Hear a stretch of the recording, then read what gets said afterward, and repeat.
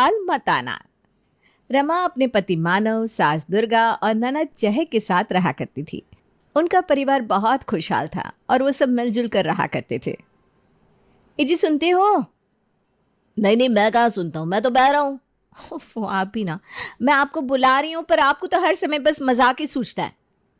नहीं नहीं, हर समय मजाक नहीं सूझता, कभी कभी प्यार भी सूझता है डार्लिंग। उफ, क्या आप भी ना। एक बात चैन से नहीं सुन सकते क्या? अच्छा चलो बताओ, क्या बात है? मैं कह रही थी कि मैंने चहक के लिए एक लड़का देखा है। अच्छा, कौन है वो? कोई ज़रूरत नहीं है बताने की वो कौन है, क्योंकि मैंने अपनी बेटी के लिए लड़का पहले से देख रखा है और आज वो लोग घर आने वाले हैं। अरे तो आपने ये पहले क्यों नहीं बताया? अरे अब बता दिया ना। पर मम्मी एटलीस्ट मुझे तो बता देती, शादी तो मुझे करनी है। अरे वो लोग आज आकर डायरेक्ट शादी थोड़ी ना कर देंगे, वो सिर्फ देखने आ रहे हैं। आगे बात बढ़ेगी तो शादी होगी। शाम हुई और पीयूष अपनी माँ गौरी और बहन मालिनी के साथ चहक को देखने आया। दोनों ने एक दूसरे को देखते ही पसंद कर लिया। तो मैं ये रिश्ता पक्का समझूं? हाँ हाँ बिल्कुल। जब दुल्हा दुल्हन राजी तो क्या करेगा काजी। काजी? कौन काजी? अरे पगली, ये कहावत है, समझ लो पीयूष। ऐसी ही है ये लड़की, तुम इसका ये सिरफिरापन झेल पाओगे ना? मम्मी देखो ना भैया क्या बोल रहे हैं। मुझे चहक पसंद है और मैं उससे शादी करने के लिए सब झेलने को तैयार हूँ। ये सुनकर सब हंसने लगे और उनका रिश्ता पक्का हो गया। पीयूष एक बहुत हैंडसम और पढ़ा लिखा इंसान था। हालांकि वो लोग ज़्यादा अमीर नहीं थे, पर उनके संस्कारों ने दुर्गा के परिवार का दिल जीत लिया। कितने अच्छे लोग थे ना। हाँ माँ, आपने सही कहा, बहुत सुलझा हुआ परिवार है। हमारी चहक इनके घर में हमेशा खुश रहेगी। Thank you mummy. लेकिन मुझे कुछ गड़बड़ लगी, कुछ ज़्यादा ही परफेक्ट परिवार नहीं था इनका। मुझे तो नकलीपन लग रहा था। क्या बहू कुछ भी बकती है, इतना अच्छा परिवार था और तू उन पर शक कर रही है। हाँ रमा, इतना उल्टा सीधा मत सोचो, अब सीधे चट मंगनी पड़ गया होगा। चहक भी अपनी भाभी की बात सुनकर हैरान थी कि जो परिवार सबको पसंद आया उसके लिए रमा ऐसा क्यों बोल रही है। पर फिलहाल उसकी बात पर ज़्यादा ध्यान नहीं दिया गया और चहक की शादी पीयूष से हो गई। फिर शादी के कुछ महीने बाद, माँ जी आपकी चहक से बात हुई? नहीं तो मेरी तो एक हफ्ते से उससे बात नहीं हुई। एक हफ्ता? अरे माँ जी, आपको तो रोज़ उससे बात करनी चाहिए। आखिरकार वो नए घर में है, क्या पता वहाँ का माहौल कैसा है। हाँ बहू, पर मैं चाहती हूँ कि वो खुद को वहाँ एडजस्ट करे, ज़्यादा फ़ोन करना सही नहीं होता। नहीं नहीं माँ जी, आप समझ नहीं रही हैं। वहाँ के लोग चाहे जैसे भी हो, आपको उसकी खबर लेनी चाहिए, अगर उसे कोई तकलीफ़ हुई तो। अरे लेकिन बहू, पीयूष और उनका परिवार बहुत अच्छे लोग हैं, उन्होंने हमें कभी शक करने का मौका ही नहीं दिया।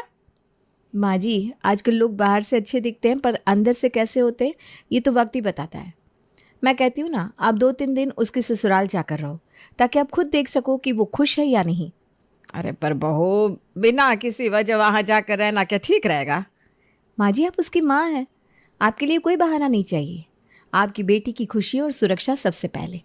आप जाएंगी तो वो भी खुशी से आपका स्वागत करेंगी, इससे आप भी निश्चिंत रहेंगी। नहीं नहीं, ऐसे नहीं, एक काम करते हैं, उससे बोलेंगे कि मानव घर रिनोवेट करा रहा है, इसलिए हम कुछ दिन के लिए यहाँ रहने आए हैं और मानव अपने एक दोस्त के घर सोता है। हाँ ये सही है मामी जी, तो चलिए मैं भी आपके साथ चलती हूँ। आप देखना, हमारे जाने से चहक भी बहुत खुश हो जाएगी। ठीक है बहू, कल ही चलते हैं। अगले ही दिन दुर्गा रमा के साथ चहक के ससुराल पहुँच गई। माफ़ करिएगा, हम अचानक आ गए। दरअसल ना हमारे घर में रेनोवेशन चल रहा है, इसीलिए सोचा कुछ दिन यहाँ रह लें। अरे वाह, बहुत अच्छा किया आप लोग आए। हमें भी खुशी हुई कि हमें आपका अतिथि सत्कार करने का मौका मिलेगा। मम्मी, आपने पहले क्यों नहीं बताया? अरे बेटा, अचानक फैसला हुआ इसलिए बता नहीं पाई। मानो ना अपने दोस्त के घर रुक रहा है रात में और हम यहाँ आ गए। कोई बात नहीं, आप यहाँ आराम से रहिए। हाँ मम्मी जी, आपके यहाँ रहने से हमें भी अच्छा लगेगा।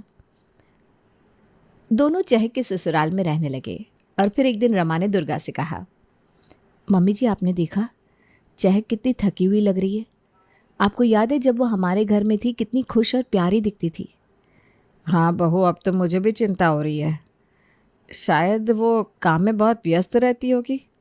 सिर्फ व्यस्त नहीं मम्मी जी, ये लोग उससे हर समय काम करवाते रहते हैं। देखो कैसी पुरानी साड़ी पहने हुए है। हमारे घर में तो उसके पास कितनी सारी नई साड़ियाँ थी। हाँ, मैंने भी देखा, पर शायद वो खुद ही पहनना चाहती हो। मम्मी जी आप भी ना, आप नोटिस करो ना, पीयूष उसे कहीं घुमाने फिराने भी नहीं ले जाते। हमारे घर में तो वो हर वीकेंड कहीं ना कहीं जाती थी, यहाँ तो सिर्फ काम ही करवाते रहते। हाँ सही कह रही है बहू, ये तो मैंने सोचा ही नहीं था। मुझे चहक से इस बारे में बात करनी होगी। मैं अपनी चहक को ऐसे नहीं देख सकती। जी मम्मी जी, आपको चहक के लिए कुछ करना ही पड़ेगा, वो आपकी बेटी है। दुर्गा ने रमा की बातों से प्रभावित होकर चहक से इस बारे में बात करी। बेटा तुझे देख कर ना मुझे चिंता हो रही है। तू पहले जैसी खुश नहीं लग रही है। कोई परेशानी है क्या? नहीं तो मम्मी, सब ठीक है, बस थोड़ा काम का बोझ है। बेटा मैंने देखा कि तू हर समय काम में व्यस्त रहती है, तेरे पास खुद के लिए समय भी नहीं है। और देखिए पुरानी साड़ी, तुझे नए कपड़े नहीं मिलते क्या? मम्मी आप बेवजह चिंता कर रही हैं, सब कुछ ठीक है। अब घर में थोड़ी ना नए नए कपड़े पहनूंगी। तो तू बाहर जाती है कभी? हैं? मैंने तो नहीं देखा। पीयूष तुझे कहीं लेकर नहीं जाता? हाँ मम्मी आप सही कह रही हैं, मैंने तो इन बातों पर ध्यान ही नहीं दिया। बेटा तुझे अपने हक के लिए खड़ा होना चाहिए। तो हमारे घर में कितनी खुश थी। तुझे देखकर ना मुझे सच में बहुत बुरा लग रहा है। आपने मेरी आंखें खोल दी है, अब मैं अपने लिए ज़रूर बोलूँगी। चहक ने अपनी माँ की बातों को सुनकर बेवजह अपने पति से झगड़ना शुरू कर दिया। अरे चहक पता है आज रास्ते में मैंने क्या देखा? एक लड़का था वो। नहीं, मैं कहाँ से देखूंगी? आप बाहर ले जाओगे तब कुछ देखूंगी ना। चार दीवारी में रहकर कौन बाहर का देख पाया है? अरे तुम्हें क्या हो गया? मेरे लिए क्या लाए हो? तुम्हारी तबीयत तो ठीक है ना? अरे क्या हो गया बहू को? कुछ नहीं माँ जी, बस अपने हक की बात पूछ लो तो लोगों को लगता है कि दिमाग खराब है। अब चिंता ना करिए। अरे भाभी किस बात पर इतना गुस्सा हो? एक चाय बनाकर तुमसे पीनी जाती है, तुम्हें क्या बताऊं किस बात का गुस्सा है? जब तुम्हारा पूरा दिन किचन में बीतेगा ना तब पूछूंगी मैं। ये बोलकर चहक अपने कमरे में चली गई। वो लोग हैरानी के साथ उसे देखते रह गए। पीयूष सच में एक बहुत अच्छा आदमी था।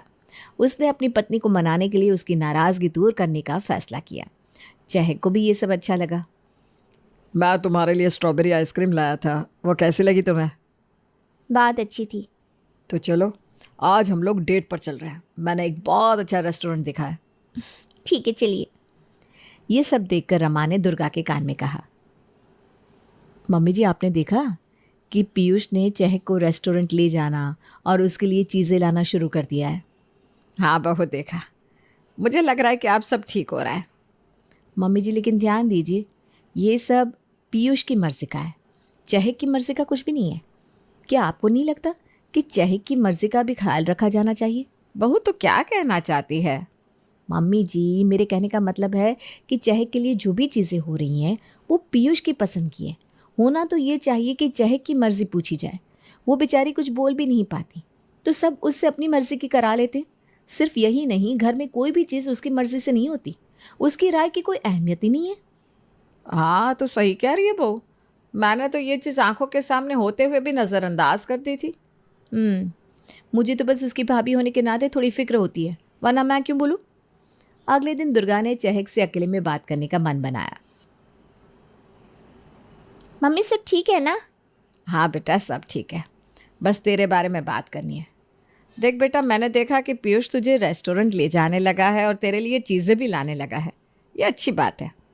लेकिन क्या तुझे नहीं लगता कि इसमें तेरी भी मर्ज़ी पूछी जानी चाहिए? मम्मी आप सही कह रही हैं, लेकिन वो जो भी करते ना मुझे अच्छा लगता है। अरे पर फिर भी बेटा तुझे अपनी इच्छाएं राय भी तो जाहिर करनी चाहिए। तू हमारे घर में हमेशा खुश रहती थी क्योंकि हम तेरी पसंद का ख्याल रखते थे। यहाँ भी तुझे वही सम्मान मिलना चाहिए ना। मम्मी मैं समझती हूँ, पर यहाँ ना चीज़ें थोड़ी अलग है। बेटा ये सिर्फ छोटी छोटी चीज़ों की बात नहीं है, घर के बड़े फैसलों में भी तेरी राय नहीं ली जाती। हाँ मम्मी वैसे तो आप सही कह रही हैं, मुझे भी अब समझ में आ रहा है कि मुझे अपनी मर्ज़ी जाहिर करनी चाहिए। देख बेटा तुझे जो सही लगे वो तो कर, मैं हमेशा तेरे साथ हूँ। दुर्गा की बातों ने चहक को सोचने पर मजबूर कर दिया। उसने महसूस किया कि उसकी माँ सही कह रही है। उसी शाम मालिनी ने चहक को बुलाकर कहा, आइए भाभी हम लोग आज सब बैठकर मूवी देखेंगे। हाँ 3 इडियट देखेंगे। सब कुछ डिसाइड भी कर लिया आप लोगों ने? मुझसे पूछने की ज़रूरत भी नहीं समझी कि कौन सी मूवी देखना चाहोगी। अरे ऐसा नहीं है, ये मूवी अच्छी है इसलिए। आपको अच्छी लगती होगी, मुझे तो अच्छी नहीं लगती। और आपने मुझसे पूछने की जहमत भी नहीं उठाई। अरे बहू, क्यों इतना गुस्सा कर रही है? इतनी भी कोई बड़ी बात नहीं है। सही बात है, इतनी कोई बड़ी बात थोड़ी ना है। घर में चाहे कुछ भी होना हो, उसमें मेरी राय कोई मायने नहीं रखती। वो इतनी बड़ी बात थोड़ी ना है। तुम्हें अचानक रह रहकर क्या हो जाता है चहक? दौरे पड़ते हैं। ये बोलकर चहक अपने कमरे में चली गई और उन तीनों को कुछ समझ में नहीं आया कि आखिर चहक को हुआ क्या है। पर उसके 2 बार ऐसे बर्ताव करने से उसके ससुराल वाले भी चिड़चिड़े रहने लगे थे। माँ जी, हमारे घर में ऑटोमेटिक वॉशिंग मशीन क्यों नहीं है? उसमें ज़्यादा मेहनत भी नहीं करनी पड़ती। सेमी ऑटोमेटिक मिल गई ना बेटा, इसी का शुक्र मना तू। लेकिन माँ जी, मैं तो सिर्फ एक बात कह रही थी। नहीं नहीं, पर तुम्हारा तो यहाँ कोई ख्याल ही नहीं रखता ना, तो उस हिसाब से तो सेमी ऑटोमेटिक भी बहुत है। चहक को अपनी सास के मुंह से ऐसी बात सुनकर बड़ा अजीब लगा, क्योंकि वो तो हमेशा उससे प्यार से ही बात करती थी। देखिए, मैं आपके लिए शर्ट लाई हूँ। तुम मेरे लिए अपनी मर्जी की शर्ट ले आई? क्या करूं अब? मैं भी नाराज हो जाऊं? अरे पर मैंने सोचा कि अच्छा, तुमने सोच लिया। मुझे लगा इस घर में तुम्हारी सोच पर ताले लगा दिए गए। चहक की हर छोटी छोटी बातों पर उसके ससुराल वाले उसे पलटकर जवाब देने लगे। वो जब वो जब भी कुछ कहती तो उसे किसी न किसी वजह से टाल दिया जाता। मम्मी जी, आज हम डिनर के लिए बाहर जाएं क्या? चाहे का आज का दिन सही नहीं है, फिर कभी देखेंगे। चहक, हम रोज रोज बाहर नहीं जा सकते। लेकिन मैं सिर्फ एक दिन की बात कर रही हूँ। भाभी, तुम क्यों हर समय बाहर जाने की बात करती हो? अब चहक को एहसास हुआ कि उसके ससुराल वाले पहले उससे कितनी अच्छी तरह पेश आते थे, लेकिन अब तो छोटी छोटी बातों पर चिढ़ जाते हैं। उसने सोचा कि ये सब उसके 2 बार बेवजह बवाल करने की वजह से हुआ है। मुझे मम्मी से बात करनी चाहिए। ये सब उनके कारण ही हो रहा है। मैं आज उनसे कह दूंगी कि अब मेरे ससुराल मत आना। चहक दुर्गा के कमरे तक जाती है, लेकिन वहाँ केवल रमा होती है। वो वापस जाने लगती है, तभी रमा की आवाज़ सुनकर रुक जाती है। हाँ, चिनकारी लगा दी है मैंने, अब बहुत जल्दी आग भी लग जाएगी। मैं तो चाहती ही नहीं थी कि चहक की शादी पीयूष से हो। पहली बार देख कर ही मुझे उस पर क्रश हो गया था, लेकिन अब जब शादी हो गई तो कुछ तो करना पड़ेगा। इसलिए मैंने सोचा कम से कम इनके घर में आग तो लगा ही सकती हूँ, ताकि मेरी ननद खुश ना रह पाए पीयूष के साथ। ये सुनकर चहक के पैरों तले ज़मीन खिसक गई। वो अंदर तक हिल गई। ये क्या सुन लिया मैंने? रमा भाभी ही मेरे ससुराल में आग लगाना चाहती है। मुझे अभी मम्मी से बात करनी चाहिए। चहक तेज़ी से अपनी माँ दुर्गा को ढूंढने निकलती है। वो उन्हें बगीचे में बैठी पाती है और तुरंत उनके पास जाकर रमा के बारे में सब कुछ बताना शुरू करती है। मम्मी, मुझे आपसे कुछ बहुत ज़रूरी बात करनी है। क्या हुआ बेटा, इतनी घबराई हुई क्यों है?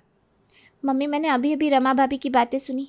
वो फ़ोन पर किसी से कह रही थी कि वो मेरे घर में जानबूझकर आग लगाने की साजिश कर रही थी। उन्होंने कहा कि वो मेरी शादी पीयूष से नहीं चाहती थी, क्योंकि पीयूष उन्हें पसंद था। राम राम राम, कैसी बात कर रही है तुझे? माँ, मैं सच कह रही हूँ। पर रमा, मुझे यकीन नहीं हो रहा। मम्मी, मैं सच कह रही हूँ, मैंने खुद सुना है। उन्होंने कहा कि अब जब मेरी शादी हो ही गई है तो वो कम से कम मेरे ससुराल में आग लगाकर ही मानेगी। वो मुझे पीयूष से अलग करना चाहती हैं। बेटा, हो सकता है तुमने कुछ गलत सुना, और रमा भाभी ऐसा नहीं कर सकती। मम्मी, मैंने अपने कानों से सुना है। वो जानबूझकर हमारे रिश्ते खराब करने की कोशिश कर रही है। आपको अपनी बेटी पर विश्वास नहीं है क्या? बेटा, विश्वास तो है, पर यह बहुत गंभीर आरोप है। मैं इस पर बिना ठोस सबूत के कैसे विश्वास कर सकती हूँ? ऐसी बात है तो ठीक है, मैं आपको प्रूव करके दिखाऊंगी कि वो ये सब पीयूष की वजह से कर रही है। मैं सबके सामने पीयूष से प्यार से बात करूंगी और डिनर पर जाने की बात बोलूंगी, तो आप देखना, ये सुनकर भाभी इस प्लान को बिगाड़ने के लिए कुछ न कुछ ज़रूर करेंगी। ठीक है, देखती हूँ। चहक ने जैसा कहा था वैसा ही किया। आजकल हमारे बीच ना बेवजह बहुत झगड़े हो रहे हैं। कुछ गलती मेरी है, कुछ आपकी है, लेकिन इन सारे झगड़ों का कोई फ़ायदा नहीं है। चलिए ना, इन सारी चीज़ों को ख़त्म करते हैं। हम लोग ना डिनर पर चलते हैं आज। रेस्टोरेंट आपकी मर्ज़ी का, खाना मेरी मर्ज़ी का। क्या बात है, आज अचानक इतना प्यार आ रहा है? मैं आपकी पत्नी हूँ, प्यार आने के लिए कोई रीज़न नहीं चाहिए मुझे। वो लोग डिनर पर जाने की तैयारी करने लगे, लेकिन चहक ने जैसा कहा था वैसा ही हुआ। ये सब सुनकर रमा सीधा दुर्गा के पास पहुंची। माँ जी, चहक पीयूष के साथ रेस्टोरेंट जा रही है, लेकिन उसे नहीं पता कि उसके कंगन उसकी सास ने गिरवी रख दिए हैं। और ये बात पीयूष को भी पता है। मैंने खुद उसकी सास को ये बात करते सुना था। क्या? चहक के कंगन गिरवी रख दिए? ये तो हद हो गई। दुर्गा तुरंत गुस्से में गौरी के पास पहुंची। ये मैं क्या सुन रही हूँ? आपने चहक के कंगन गिरवी रख दिए हैं? नहीं तो ऐसा कुछ भी नहीं है। चहक ने खुद ही कंगन अपनी पड़ोसन को पहनने के लिए दिए थे। मैंने तो उन्हें छुआ भी नहीं भाई। क्या हुआ माँ, आप इतने गुस्से में क्यों है? चहक, तुम्हारे कंगन कहाँ है? माँ, मैंने कंगन पड़ोसन को पहनने के लिए दिए थे। वो बहुत दिनों से मांग रही थी। क्यों, क्या हुआ? रमा ने कहा कि तुम्हारी सास ने उन्हें गिरवी रख दिया है। रमा भाभी, आपने ऐसा क्यों कहा? अब रमा की तो पोल खुल गई थी। वो बहुत शर्मिंदा हो गई। क्योंकि ये हमारे बीच झगड़ा कराना चाहती थी और मेरे ससुराल में आग लगाना चाहती थी। मैं माफ़ी चाहती हूँ, मुझे गलत फहमी हो गई थी। नहीं भाभी, ये गलतफहमी नहीं थी। इससे पहले कि मैं आपके ये करने की वजह भी लोगों को बता दूं, यहाँ से चली जाओ और दोबारा मेरे ससुराल मत आना। मुझे समझ में आ गया है कि मैंने बहुत बड़ी गलती की है। मुझे माफ़ कर दो। छोड़ो ये सब और घर चलो। रमा को बहुत शर्मिंदगी महसूस हो रही थी, लेकिन अब देर हो चुकी थी और उसकी माफ़ी का भी कोई फ़ायदा नहीं हुआ।